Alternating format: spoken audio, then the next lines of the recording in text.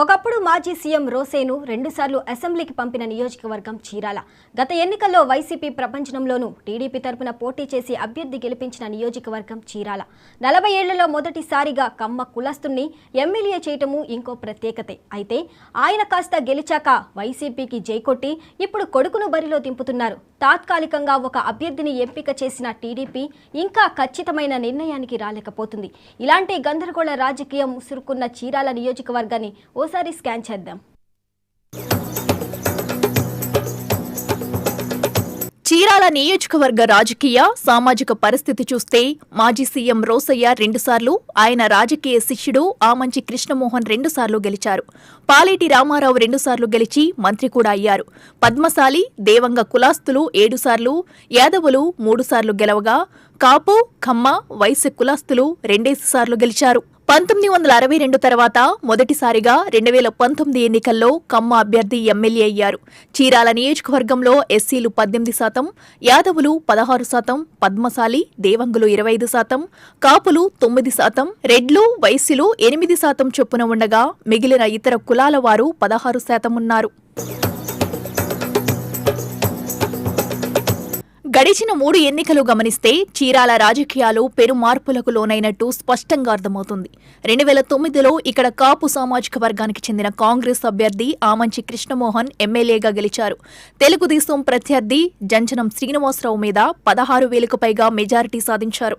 2014 ఎన్నికలకు వచ్చేసరికి కాంగ్రెస్ గెలిచే పరిస్థితి లేదని తేలటంతో సొంతంగా నవోదయం పేరుతో పార్టీ పెట్టుకుని తెలుగుదేశం అభ్యర్థి పోతుల సునీతను, వైసీపీ అభ్యర్థి ఎడం బాలాజీని ఓడించారు. 2019 నాటికి వైసీపీలో చేరి పోటీ చేయగా టీడీపీ అభ్యర్థి కరణం బలరాం చేతిలో 17,000కు పైగా తేడాతో ఓడిపోయారు. 2019 ఎన్నికల తర్వాత చీరాలలో పరిస్థితులు చాలా వేగంగా మారిపోయాయి. టీడీపీ ఎమ్మెల్యేగా గెలిచిన కరణం బలరాం అధికార వైసీపీ వైపు మొగ్గు చూపారు. అంతకుముందు ఒకసారి అద్దంకిలో ఓడిపోయిన కొడుకు వెంకటేష్ను వైసీపీలో చేర్చారు. దీంతో చీరాల నియోజకవర్గ వైసీపీ ఇన్ఛార్జిగా వెంకటేష్ నియామకం జరిగిపోయింది. 2019లో ఓడిన వైసీపీ అభ్యర్థి ఆమంచి కృష్ణమోహన్ను పొరుగున ఉన్న పర్చూరుకు ఇన్ఛార్జిగా నియమించారు. కానీ అక్కడ ఆయన మీద పార్టీ నాయకులు తీవ్ర అసంతృప్తి వ్యక్తం చేస్తూ రావడంతో ఆ బాధ్యతల నుంచి తప్పించారు. ఇప్పుడు ఆయన పరిస్థితి త్రిశంకు స్వర్గంలో ఉన్నట్టుంది. ఇంతకీ చీరాల వైసీపీ టికెట్ కరణం వెంకటేష్కు ఖాయమైనట్టేనా? అదే జరిగితే ఆమంచి కృష్ణమోహన్ సంగతేంటి?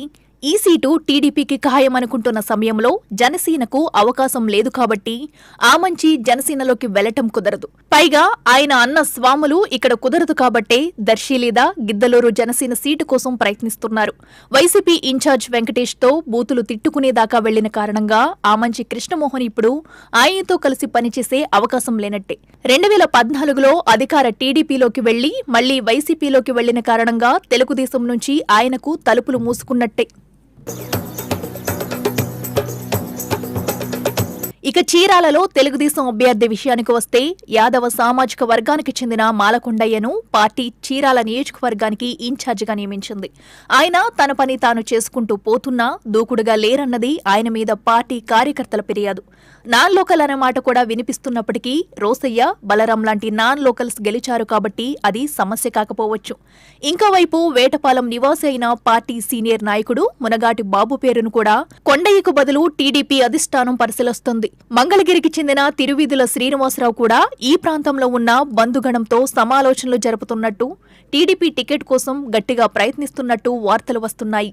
ఏమైనా అభ్యర్థి ఎంపిక మీద టీడీపీ కసరత్తు ఇంకా పూర్తి కాలేదు. వైసీపీ అభ్యర్థి కరణం వెంకటేష్ స్థానికుడు కాకపోవటం కొంత మైనస్ అయినా తండ్రి బలరాంకు ఉన్న పరిచయాలు, పద్మశాలి సామాజిక వర్గానికి చెందిన వైసీపీ ఎమ్మెల్సీ పోతుల సునీత ప్రచారానికి తోడు పార్టీ అమలు చేసిన సంక్షేమ కార్యక్రమాలు సానుకూలంగా పనిచేసే అవకాశాలున్నాయి. అదే సమయంలో ఆమంచి సోదరుల మీద చేసిన వ్యాఖ్యలు, తిట్లు ప్రతికూలంగా పనిచేసే ప్రమాదం కూడా ఉంది. అంతేకాదు గతంలో బలరాం గెలుపు కోసం పనిచేసిన తెలుగుదేశం పార్టీ వర్గాలు ఇప్పుడు తీవ్ర వ్యతిరేకతతో ఉండటం, ఓడించాలనే పట్టుదలతో పనిచేస్తూ ఉండటం మాత్రం ఖచ్చితంగా కరణం వెంకటేష్కు మైనస్ అవుతాయి.